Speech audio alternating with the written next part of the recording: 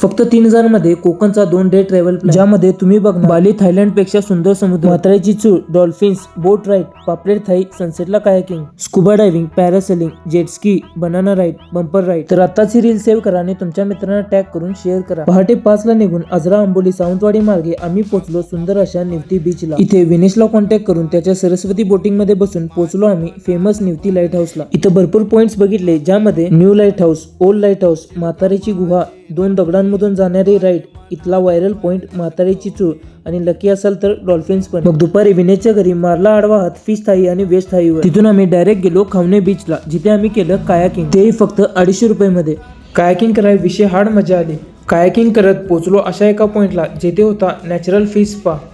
त्यानंतर स्टेसाठी आलो सिद्धिविनायक होमस्टेला, फक्त 350 रुपये पर पर्सन. सुंदराचा बीच फेसिंग होमस्टे. इथेच हात मारला पापलेट, प्रॉन्स आणि फिश थाईवर.